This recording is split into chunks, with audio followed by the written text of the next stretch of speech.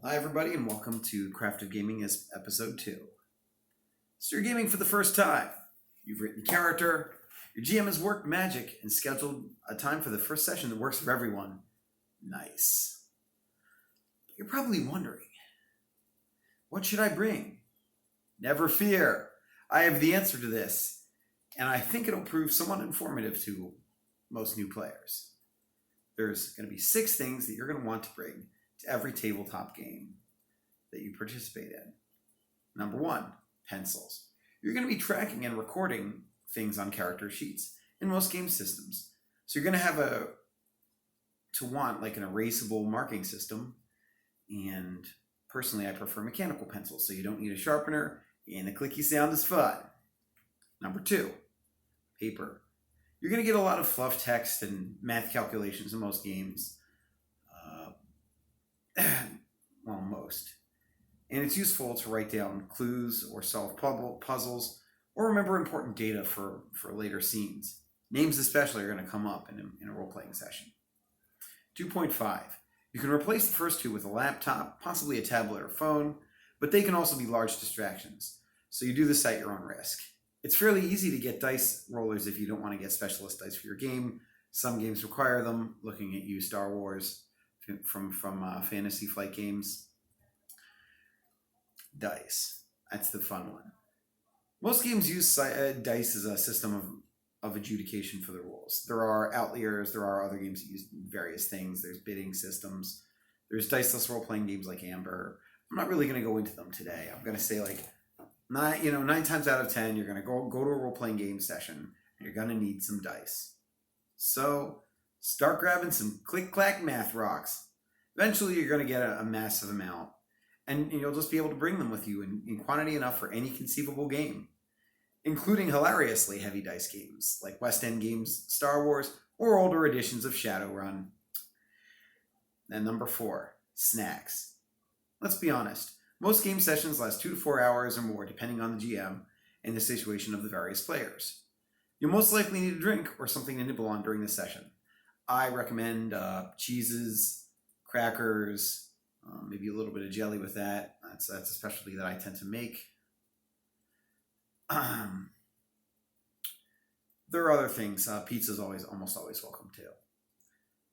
Number 5, a good and excited attitude about the game. Enthusiasm and engagement are quite infectious. Bring your joy with you, and you'll derive happiness from every scene that you can. And you'll find it enhances things for both for yourself and for your fellow players. I'm not saying be unnecessarily positive all the time, but be prepared to enjoy it. You're going in with gaming as a pastime. If you're not having fun, maybe take a pass on the session that day. That's not saying don't come if you're depressed, please. But just be prepared for the possibility of joy and be prepared to throw yourself into those characters and what they're doing. You want to engage with the world, and you want to bring the joy back with you after it's done. Number 6, the final thing for tabletop game sessions, game books. While most games, it's only necessary for the GM to have the book for purposes of reference for other players. Having the book so they don't have to check on a computer or whatever can be pretty helpful. You can replace it with a computer that has the PDF, but that can get a little unwieldy. And there's something about having physical books that you can quickly refer to rules, which can be quite helpful as you're tracking along with them. Now, second half of this one, what to bring to a boffer LARP. This is a bit more complex.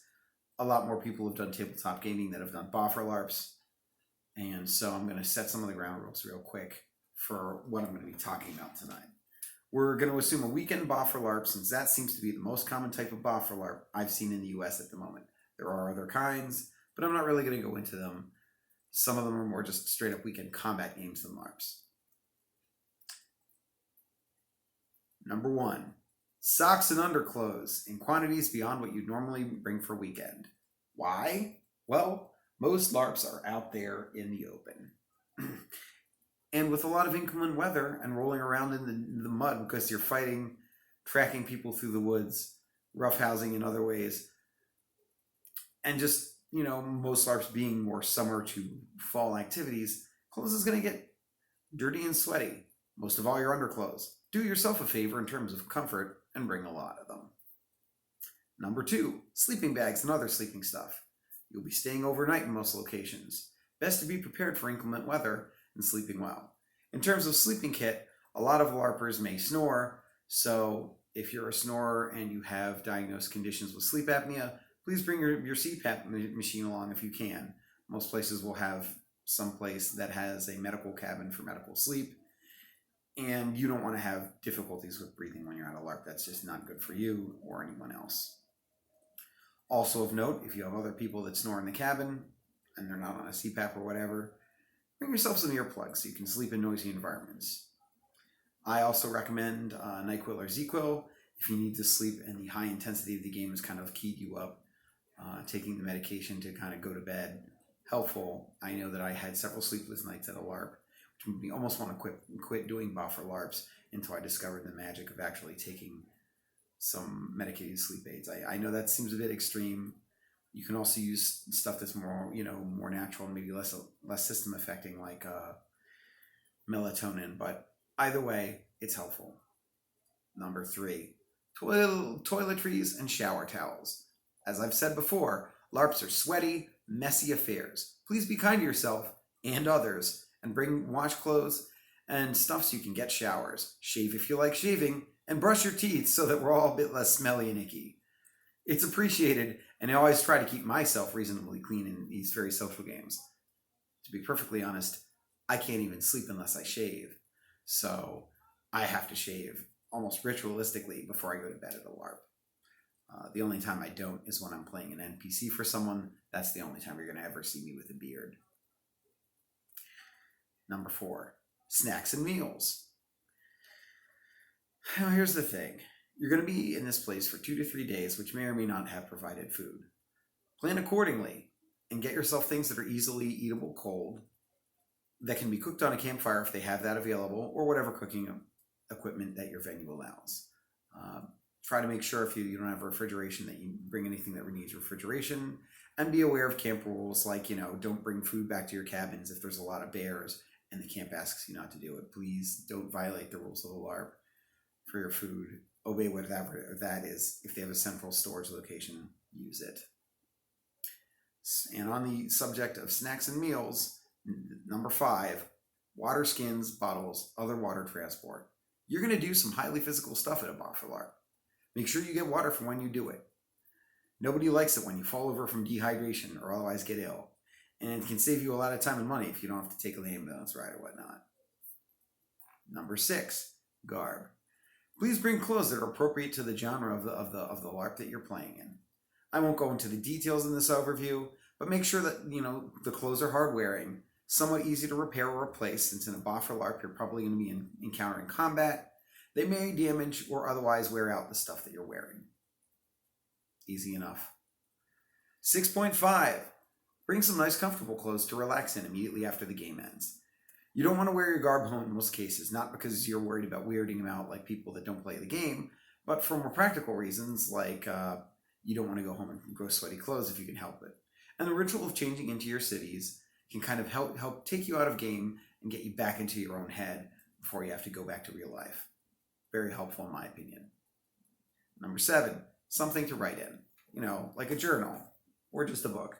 Maybe not this book. This is a signed copy of a Warhammer novel that I have by an author I really like, so don't use that one. But these leather-bound journals and stuff, they always look in character for pretty much any LARP that you need. Not a bad idea. Number 8, boffer weapons or other ways of interacting with the environment in a combat way. Spell packets, spell rocks, or my personal favorite, if there's laser guns or guns in general, bring a sweet ass Nerf gun. Oh yeah, definitely fun. Just make sure it's appropriate for the environment of the game and it's within the rules. Not every place allows massive rival guns like this. Some LARPs are entirely high fantasy and medieval, so they're not going to allow this at all. So bring a sword or spell casting stuff or whatever you need. There you have it. Those are the things you should bring to a LARP or to a tabletop gaming session. Thanks again for watching Craft of Gaming. This is episode 2. And hey, now that I've actually gotten on a roll here, please like and subscribe.